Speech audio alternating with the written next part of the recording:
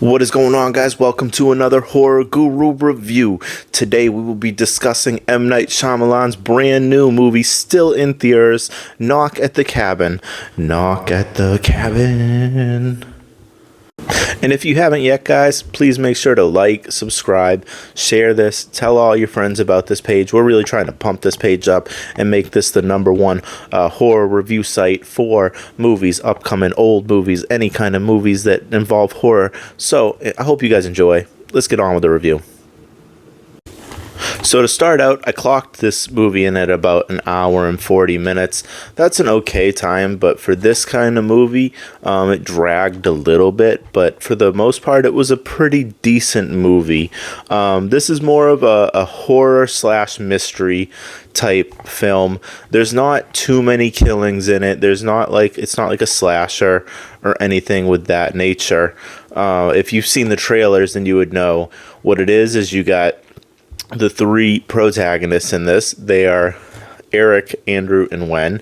They are going on a vacation, and they're trying to just get away for a little bit. And so they're at a cabin in the middle of nowhere.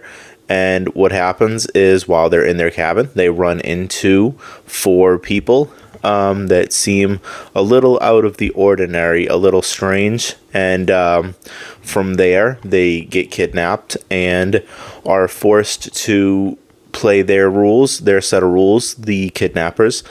And pretty much the gist of the movie is humanity is at stake, and one of them has to sacrifice themselves, one of the 3 that are on vacation, or the end of the world will be over as we know it. At least that is what the 4 that kidnapped them say. Now, what I liked about this movie too is the cast that you had for it. You had 2 people in particular that really stuck out for me. One of the 4 was WWE's Batista. He was one of the 4.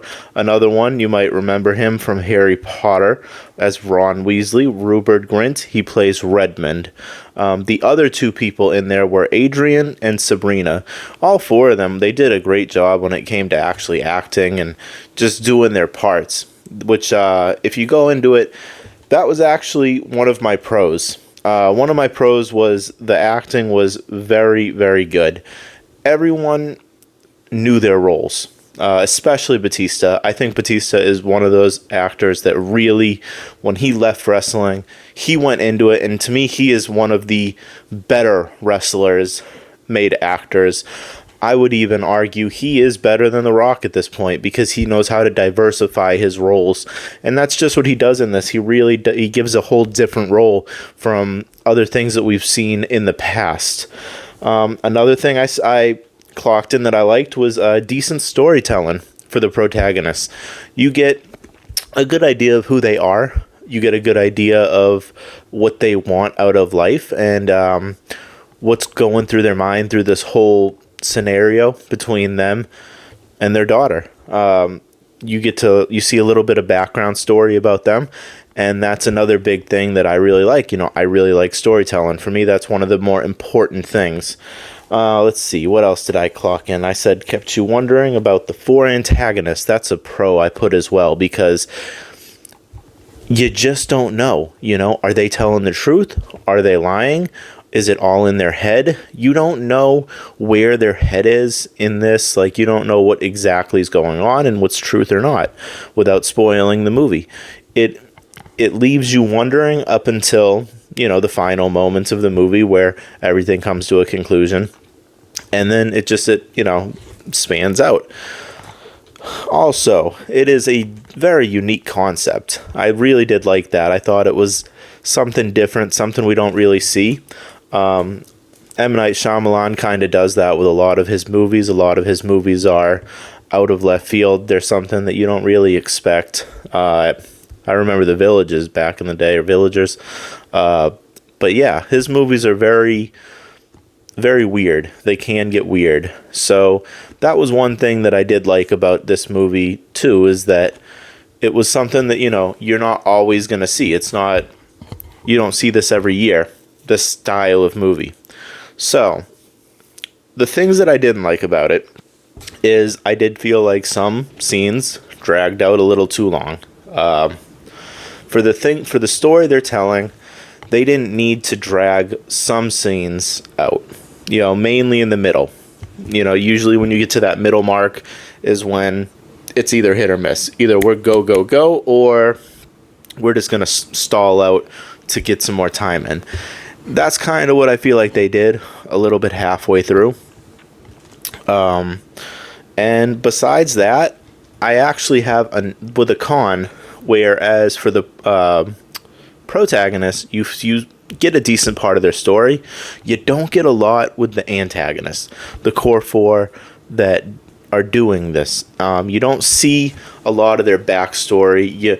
You get glimpses of it here and there, but it's nothing like major. Okay, this guy's from here. This guy's from here. This girl's from here. This girl's from here. This is her job. This is his job. But that's all you really get out of them. You don't get a whole context of like how they got this job that they're saying that they were given to save humanity. And that was one of the things that I wasn't a huge fan of. So overall, I gave the movie a 3 out of 5. It's worth a watch. The acting is really good in it.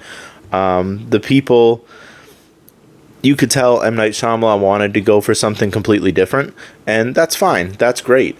But at the end of the day, be prepared for critics to say, well, you could have done more or you could have done less, and that's kind of where I'm at with it. I wish we would have got a little bit more, whereas the storytelling was good. I feel like it wasn't great. But it's still worth a one-time watch. So if you haven't seen it yet, definitely check it out. It's on Amazon Prime right now, but it's also in movie theaters.